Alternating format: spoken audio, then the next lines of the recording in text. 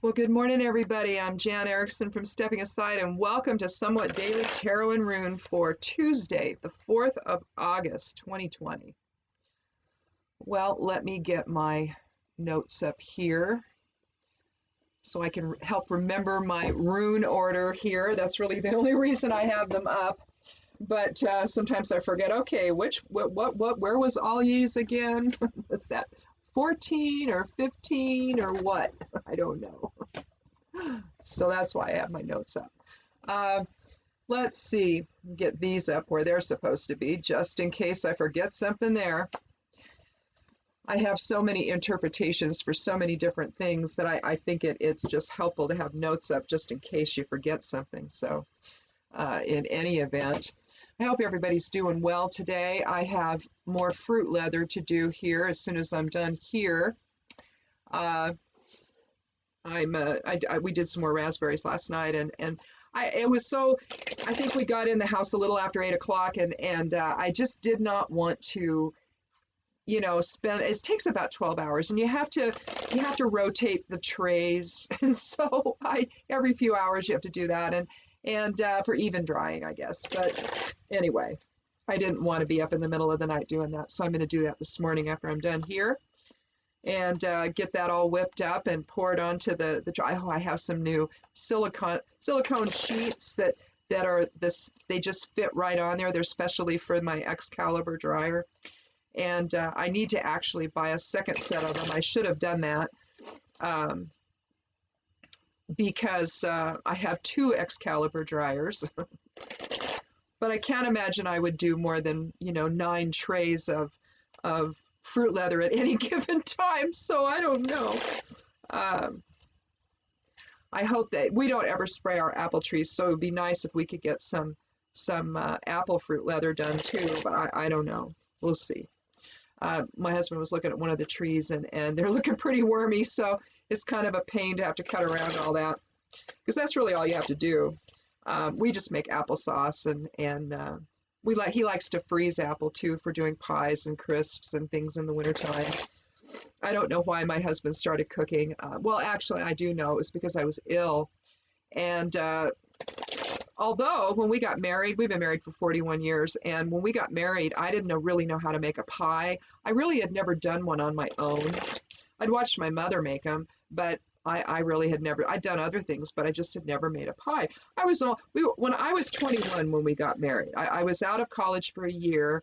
I had graduated high school as a junior. I did 3-year grad instead of 4-year grad. We had enough periods in the day, and you didn't need that much to graduate at that time. After that, they changed it to like 23 credits. I mean, you could still do it, but at the time it was like 18 or 19 credits or something to graduate, and I could do it easily and without really even having to burden myself.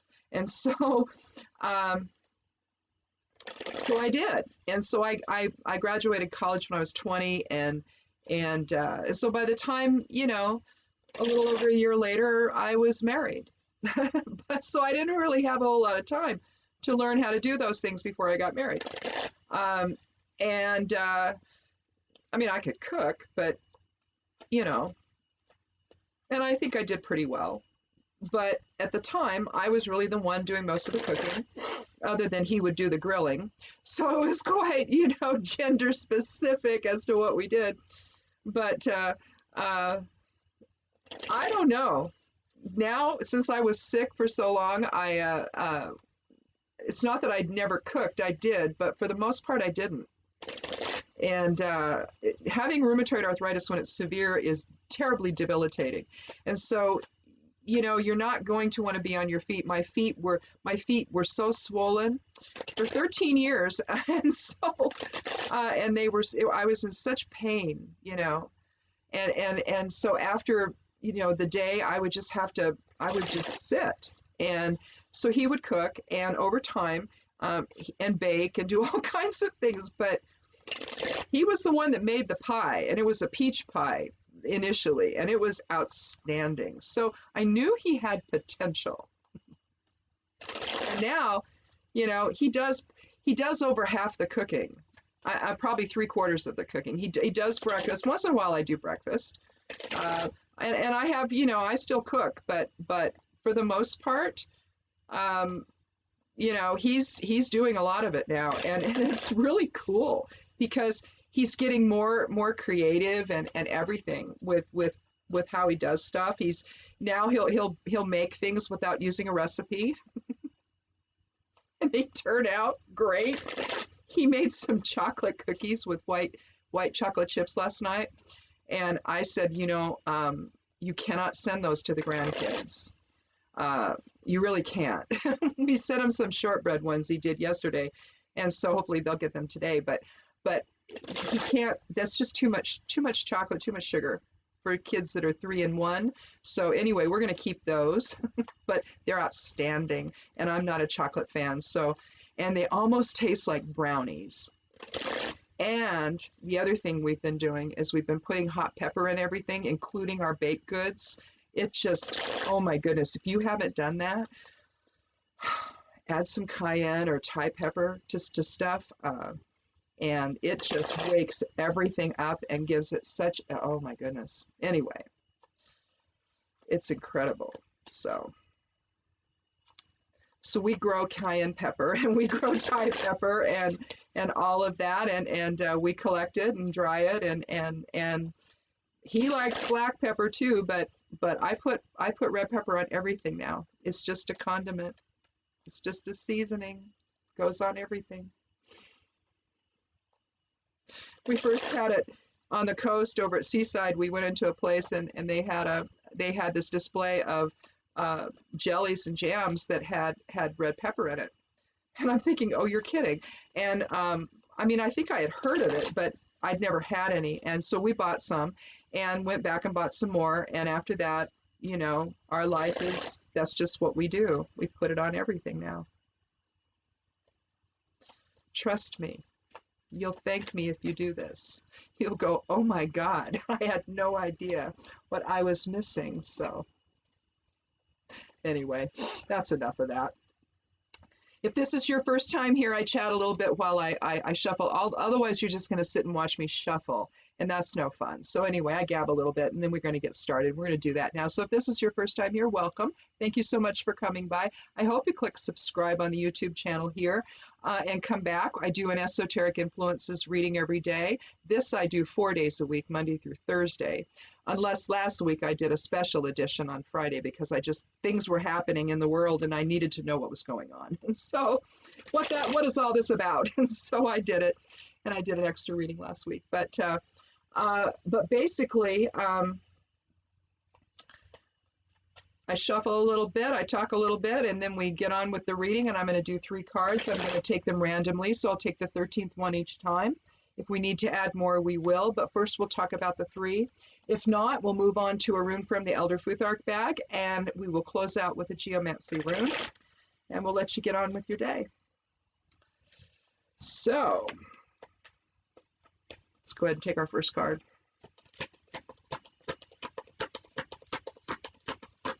And if you're coming back and you've clicked subscribe as well, even if you haven't, if you've just come back, thank you so much for coming back and spending this time with us.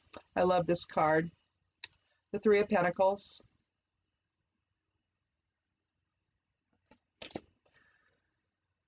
We have a 4 energy for today, being the 4th. It's about structural concerns and material concerns and security concerns. You know, and here we have a guy who's plying his trade, and people are coming by. He's a craftsman, maybe coming by to either admire his work or to maybe hire him. So there's some integrative balance right there in that card you have with the 3, mind, body, spirit. It's catalytic.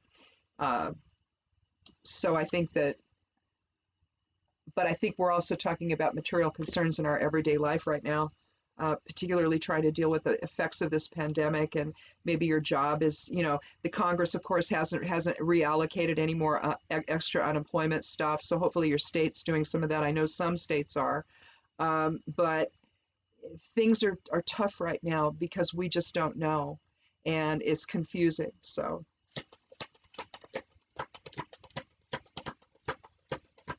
So either we're focusing on this today or trying to find some kind of integrative balance for it. We had this last week, Seven of Cups. Actually, it was on Friday, and it was the delusion of the guy in charge, is how I interpreted it. With respect to the other cards that I had, it was pretty clear that that's what was going on. Dealing with delusion, and sometimes I try to look upon this always as some kind of a balanced expression card, given that it's a 7. I try to see it in a positive way. Well, I don't know. We'll see what the rest of the cards have to say here. The other one we're going to pull, and if we need any more. Well, I'm throwing cards around. The old adage is if you drop a card, that's your card. The 9 of Cups, let's keep that in mind. But we'll put it at the bottom of the deck here. That's fulfillment, but we'll see. I don't know.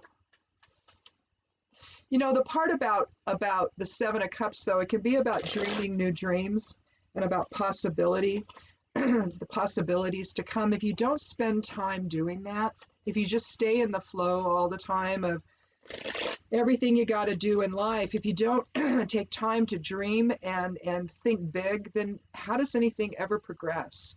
You know, if this guy here, in other words, didn't do some of that, he might not have ever become a craftsman, and he might not have anything that, you know, I mean, this is how he's going to make his living. And without that vision, and that's really what this is, you know, the kind of vision. But at the same time, generally, how this card is interpreted by most tarot readers, I would say, is that this is unrealistic expectations or delusional thinking, head in the clouds. So what's realistic versus what's unrealistic, maybe, in terms of what we have here. We have a 1 energy collectively between the 7 and the 3, so new beginnings. So I just don't think we can interpret it in a negative way today. And normally I don't. I don't know. I don't feel comfortable with it. It's just that last Friday when I did that extra reading, it really seemed to portend delusion.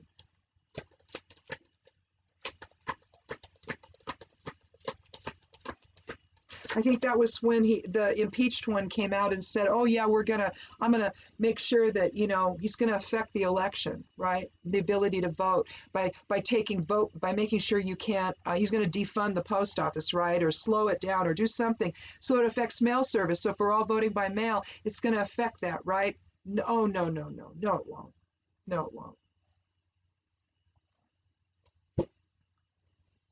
Very narrow thinking." Whoops. You have the Page of Cups,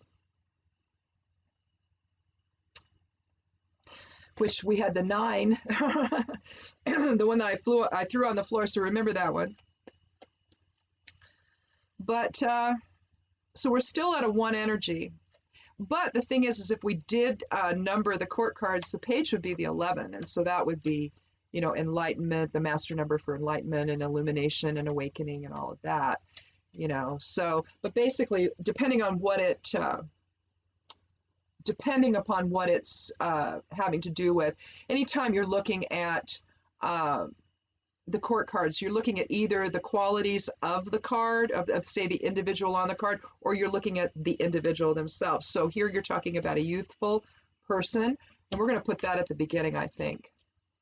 And we're going to put the 7 next, and then we're going to end with the 3. And you can do that in tarot. Even in established, you know, spreads that you're using, like Celtic Cross or whatever, you can still move your cards around, particularly if you have court cards or anybody that's talking to one another. Happens also with the major cards. If you say you get the Empress and the Emperor in a reading together, you kind of want them to talk to each other, or maybe it's showing that they're not talking to one another.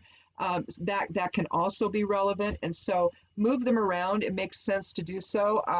It's your reading, so you're trying to figure out what's going on. So maybe if it doesn't make sense as you laid it out, then move it around and see if you can make it make some sense to you. But I think what we're going to do today is we'll start with the Page of Cups. A little fish sticking its head out there of the chalice. We have a page is either a student, it's a youthful person, or it's the qualities of undeveloped potential, most likely, or a message. The pages can be a news bearer, but here you're talking about the undeveloped potential of emotions and empathy, especially during wavy times, emotionally wavy times. Because you see that we don't have smooth water in the background. You see a demarcation line here between this is now, this was, and back here was then. So this is what we're going to do to deal with the emotions behind us, or the emotional instability, or the ups and downs. It's not big ups and downs. It's, you know, like this, but we have emotional ups and downs. Maybe they provide the impetus for something new to happen. So here we go again with the same suit of cups, the water element, and our emotions and empathy, intuition as well, although intuition can also be found with the fire element. But here we're dreaming new dreams, aren't we? You know, well, let's look at it a little bit more. We see the clouds behind are dark, darker, not really super dark, but dark. You can't see through them. They're not white. So, you know, but he's got a lot of things on his mind, doesn't he? And here's the thing, how I've typically interpreted it when I get a page initially. The page is the youthful person, remember, and so he's got to plan his future. And so maybe, you know, if you're thinking in terms of the page as student, who's just setting out in life, you've got the page, then the knight, then the queen, and the king. So toward the end there, you're looking at different levels of authority, or different types of authority, maybe. And because let's face it, I know we think the king is you know, got more authority than the queen, but the queen makes the king possible. And I mean, have you ever known a couple where they're kind of a problematic couple, or maybe they're really a successful couple? You usually see it on both ends of the spectrum. And typically, if you know these people, or you have some kind of personal contact with them, or where you can observe them, or whatever, you tend to see a pattern between the two people, and you see this kind of interaction that makes the other one possible. And you know, I used to think years ago that, oh, I'd feel sorry for the wife in a relationship like that, because the husband just seems so icky, you know, and it's like, oh, I'd feel sorry for her, until I realized that she makes him possible. There's an energy dynamic there that keeps the couple in stasis with one another, that preserves whatever the impact of each person's personality is. Instead of helping each other grow, it sort of preserves it. And from that, all this weird stuff comes out of it, right? And so you tend to feel sorry for one partner or the other, maybe the one that's perceived to be not as strong a personality, but in fact, it's that individual that makes that other person possible, because they set no boundaries with them. Or maybe they find some secretive way of feeling better about themselves by watching. You know, you have a wife who marries a guy who's a loudmouth or whatever, and is provocative and offensive and insulting and all of that, and she just sits there. And she doesn't do anything. So you have to ask yourself, is she so, you know, pushed down and oppressed that she can't? Or does she enjoy it? I know people like that.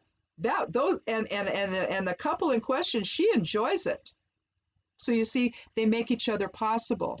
But anyway, when you're talking about the page, you're talking about undeveloped potential. You got to then decide what that's going to be.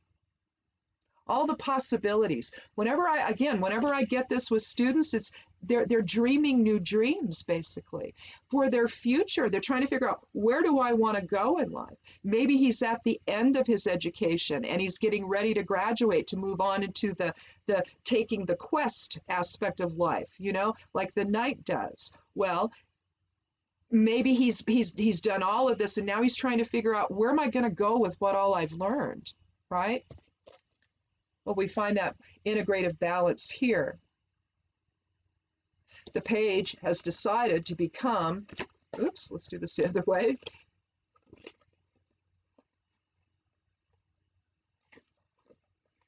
All right, let me just do this way. I think I have to do it this way so you see it backwards, or backwards from me. There. Okay. He's put in his time, but he also knows that he needs to find emotional fulfillment with whatever he's doing. So that's where the dreams came in. Maybe some of it might be unrealistic. Maybe at some point he rejects a lot of it, but he's finally settled on one thing.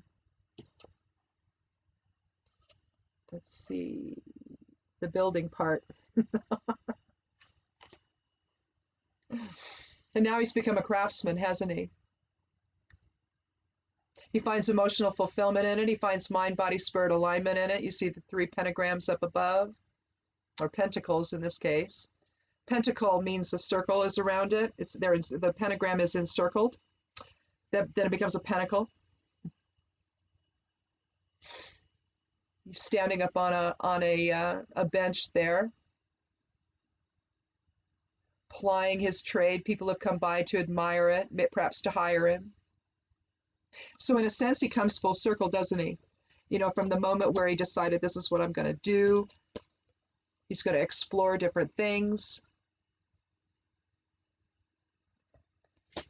come into balance that way with the 7, finally narrowing down to mind, body, spirit balance. But here's the thing.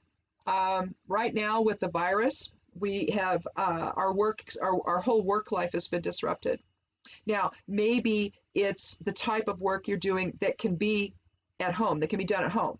And that's great. But there was still some transition, wasn't there? Trying to figure out, where am I going to put my home office? How am I going to deal with my kids? Because my kids are home too. And, you know, if both parents are home at the same time, that makes it easier.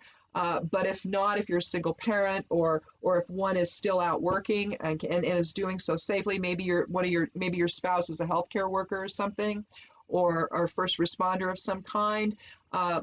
Some businesses have reopened.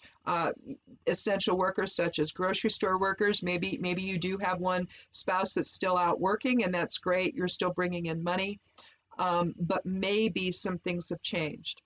And you have to then, in a sense, become the page in your life and come up with something. You're still dealing with the emotional turmoil that this has caused, and you see some of that back there. It's starting to even out a little bit, maybe for you, or perhaps not. And with the Congress being so irresponsible, the Republicans on that side of the aisle being so irresponsible, and not taking care of the American people during this time. It's made things very, very difficult. So we have to come up with new ways of doing things, and the page and the 7 could be describing just that.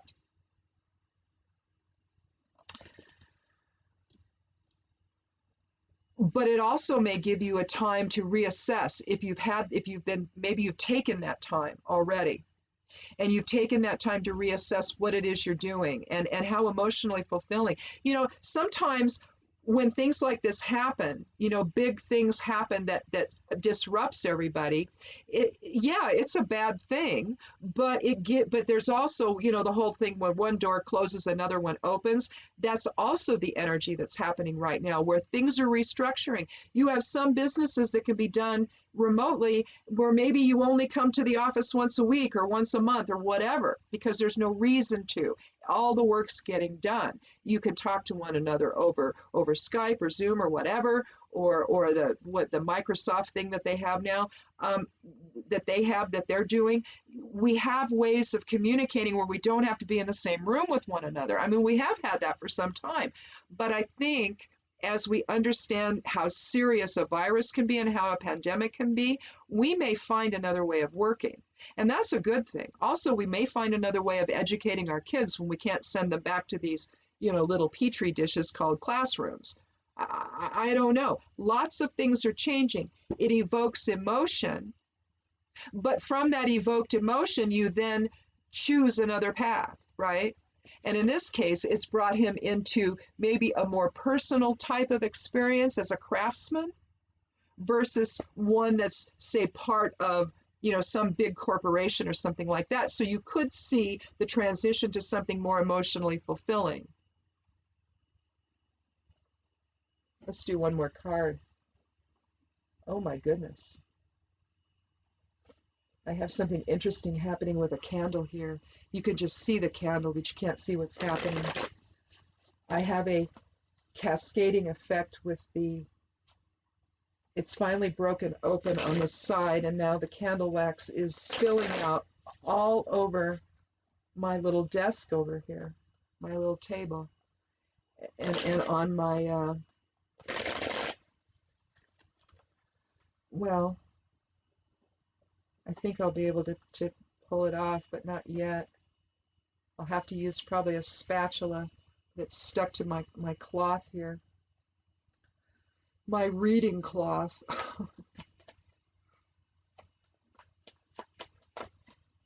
Well, that's interesting. I wondered when that was going to happen. I suspected it would at some point. It's basically filled the base that it's in, and now it's spilling out all over my reading cloth.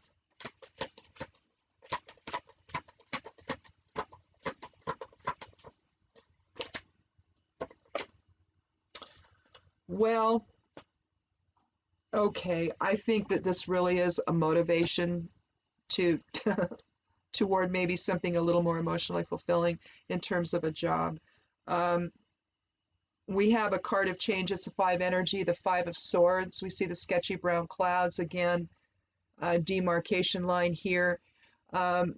I look upon that as the other side of it is that was then and then this is now, or that's the underlying something and this is what I'm dealing with based on that underlying something or other that's happening.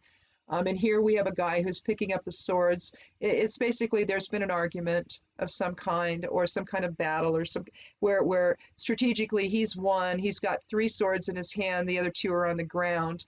He'll likely pick them up too. He's quite happy with himself. And the other 2 guys, you know, not so much. You've got one by the water that's really bereft. The water is not smooth, but it seems to be calming. So it's kind of the calm after the storm, but not completely. The sketchy brown clouds are dissipating. So whatever deception that took place here is pretty, you know, it's kind of dissipating right now. The fight's over.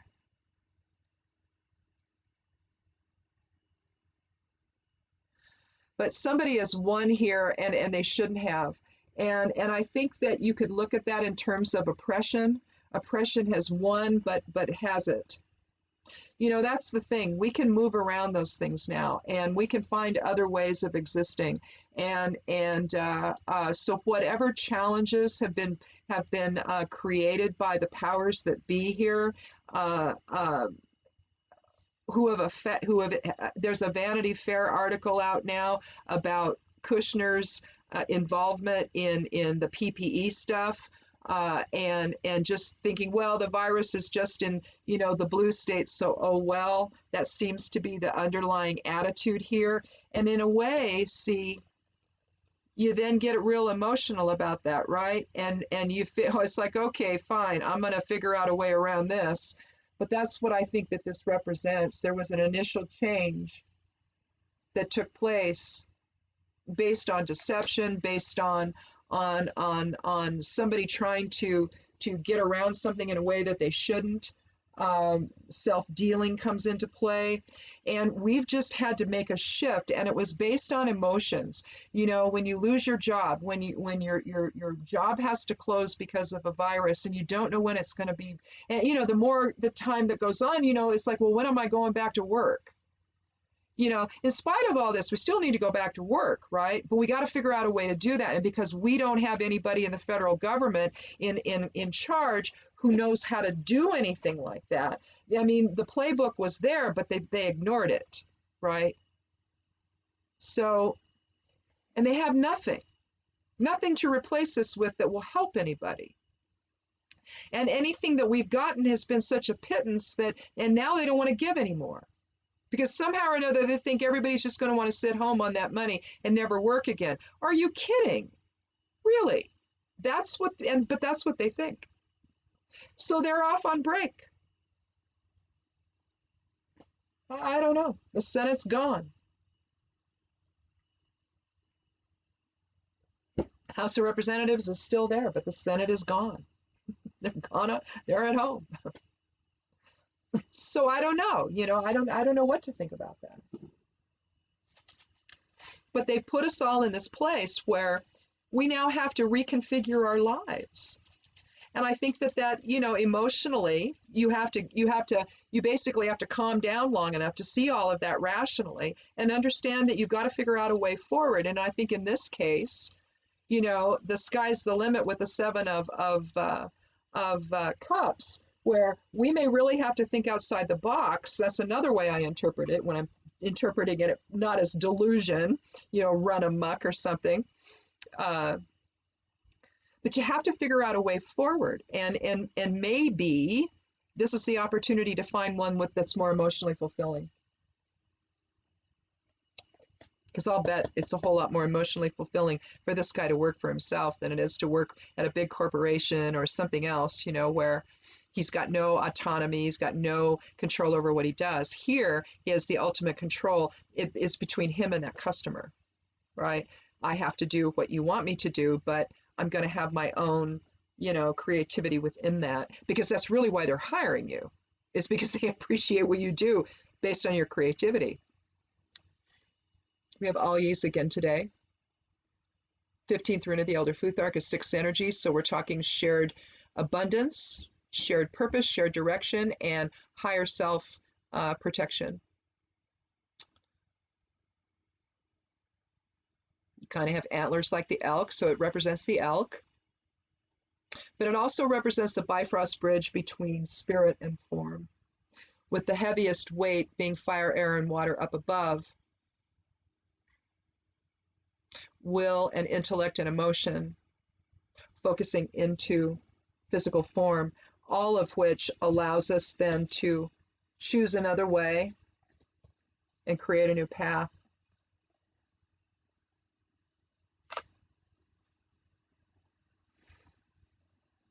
I mean, realistically, it is bringing spirit into the whole equation and having that inform the way forward, to find some sense about what's happened here.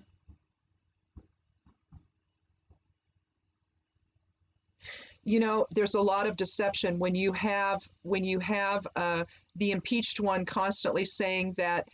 I mean, here's the nutty part of this. If we didn't test so much, we wouldn't have as many cases. Well, no, we wouldn't. We would still have the cases. We just wouldn't know about them. And so they can go around and infecting people, right? Because they don't know they're sick either yet. We're most sick, I guess, in the beginning phase of it. Or rather, that we're not most sick, but most contagious. Maybe when we don't even know that we have it. We're fine, right? We're doing well. We don't realize we're sick. And so we go out and about. And if you're somebody who does not do that in a mask and gloves, then you're contaminating everybody, and you're potentially giving everybody the virus. It is so contagious. And apparently little kids, so contagious. And yet we're going to put them all together in classrooms? Seriously. Moms, just say no. I don't know. I don't know. Figure it out. It just seems like it's just, you've got lunatics who are only concerned about getting the economy going. But if there are no people to go shopping or to work in the economy, what good will it be, right? We're going to close out here with a Geomancy Rune.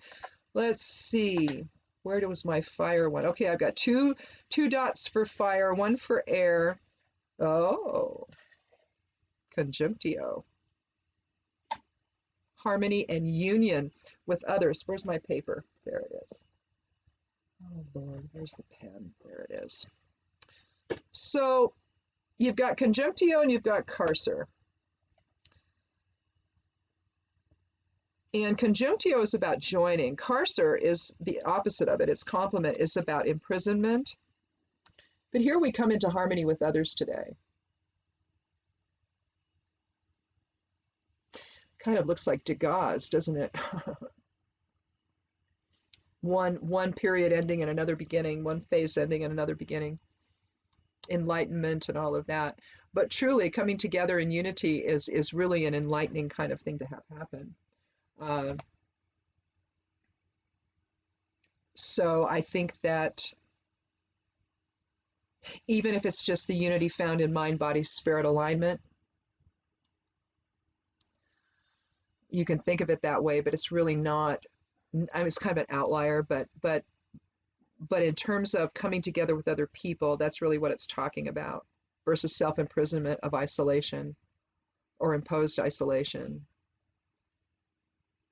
I mean, think the hermit who can't be around people, and then someone who's the social butterfly. That'd be the ends of the spectrum there. But at the same time, this is intentional coming together, really, for a shared purpose, and in this case, likely to hire this guy to do some work for them. And if not, it's just to say, look, you know, maybe they knew this guy when he was little, and now they're walking by and they're seeing this wonderful craftsmanship that this kid that they knew, little boy, right, is now as a man is doing. He's gone to school, he's done his apprenticeship, or however he did this, or maybe it's just within him. He's just been doing it forever, and now all of a sudden this is what it looks like. And he's parlayed it into a job for himself, into a business. And so maybe they're just coming by and it's like, oh my gosh, look at what you've done, you know, and maybe they don't hire him, but then word of mouth, see, it's like, oh, guess what so-and-so's kid is doing now, you know, go check that out. If you need someone to do your cabinetry, oh my goodness, or you need someone to build a house for you, or you need to, whatever, here's a guy, we know a guy, you know, and he's great. And so whether or not, but again, it's that integration with other people that brings him in the case of, say, if it's the page, if now he's plying his trade, it basically brings him into some kind of an alignment with other people. And that's really what we're looking for. And especially right now when things are so different and things are so unsure. You know, the world that we lived in 6 or 7 months ago may not be the one we ultimately live in going forward. We may see going forward a lot of restructuring to allow for this sort of thing, should it happen again. And you know, with climate change, it likely will. As the planet heats up, things melt, things that were long buried come to the surface. It's just going to happen. So perhaps this is just the beginning phase of that, of where we learn that we have to live differently now than how we've always lived. So take this time. And again, I think that it's based on someone who has put constraints on the country in a way that never needed to happen. Had we all come into conjunctio together from the get-go, I believe with everything I know that we would be in a different place now, but we're not. So it is what it is, isn't it, Mr. Impeached One? Didn't have to be that way, but maybe it's the catalyst for something better in the future, throughout all this pain and grief and worry and hardship that didn't have to happen.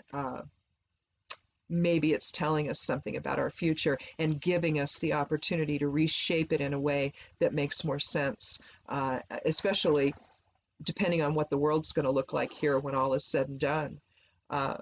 To not understand the effect of climate change on this. This could be part and parcel of why this virus is here. We don't know yet. A lot of things we don't know. And until we do, you know, it's just best to figure out a way forward through all of it together, so that once we get on the other side of it, maybe we can have a better understanding of what all this was and where we need to go in the future. So anyway. Something like this maybe in our future, where it's not as, you know, massive corporate. Maybe it's more local and craftsman oriented, and, you know, growing our food locally instead of having it always trucked in, having little units around, you know, thinking about the community as being the focal point of all of this versus, you know, having to get it from this country or this other state or whatever. It's fine to do that. But if we can create that kind of enterprise locally, that may be better going forward and more sustainable than the way we're doing it now. So I don't know. Hard to see it that way at this point, but you never know. It can be that way. So anyhow, I guess that's it. Thanks for watching, you guys. I appreciate it. Again, click subscribe. I'd love you to do that. I'm going to go ahead and make some, I'm going to go start my fruit leather, my raspberry fruit leather, berry leather, and get that going because it's going to take about 12 hours. At this point, it's what time is it now? It's 8:06 in the morning, so it's going to be at least probably till 9 o'clock tonight before it's done. So anyway, thanks again for watching, and come back tomorrow. I'd love to see you. And be good to yourself. Be good to one another. Wear a mask if you go out. Please, please, please. And blessed be.